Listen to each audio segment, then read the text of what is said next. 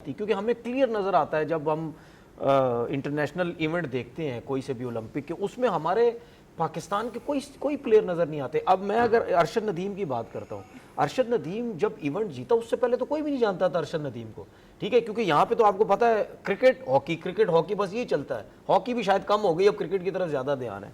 तो अरशद नदीम जब सामने आए तो पता चला कि यार कोई भी जेवलिन थ्रो का कोई ऐसा प्लेयर भी है पाकिस्तान के अंदर जो आ गया। तो ये क्या फैसिलिटीज़ के प्रॉब्लम्स हैं, या जिस तरह हम पाकिस्तान में अब बात करते हैं, जो मैं बिल्कुल स्ट्रेट वे आपसे बात कर रहा हूँ कि पॉलिटिक्स बहुत ज़्यादा है, सियासत की वजह से ये सारी चीज़ें होती हैं, क्यों प्लेयर हमारे सामने इंटरनेशनल लेवल पे क्यों नज़र नहीं आते, क्या वजह? ख़ास तौर पे जो मैं समझता हूँ पाकिस्तान के अंदर जो फुकदान है, ट्रेनिंग का फुकदान है, उसमें डिफरेंट टाइप ऑफ क्वालिटीज़ इंसान को चाहिए होती है। उसमें आपका रिएक्शन टाइम है, स्पीड है और एजिलिटी है, बैलेंस है, पावर है, कोऑर्डिनेशन है।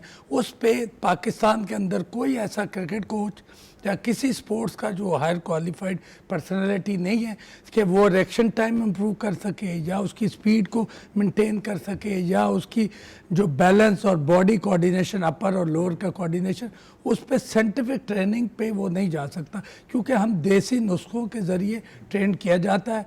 हम सम टाइम हम ज़्यादा इंडोरेंस वर्क करा देते हैं, जैसे आप कह रहे थे कि मैं कंटिन्यू रनिंग करता हूँ।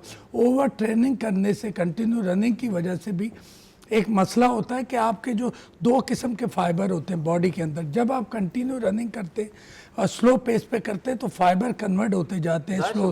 तो जब आप स्पीड का काम करते हैं तो आपकी बॉडी में फास्ट ट्विच फाइबर डेवलप होते हैं, तो उनकी कन्वर्ट, हम छोटी एज में ये वाला काम करते नहीं है, उस पर काम नहीं करते। अगर रिएक्शन टाइम ट्रेनिंग कराएं, स्पीड की ट्रेनिंग कराएं या बैलेंस की कराएं, तो उनकी मतलब डिफरेंट टाइप, मतलब ये है वो हमारे क्वालिफाइड लोग हैं। क्वालिफाइड लोग नहीं है,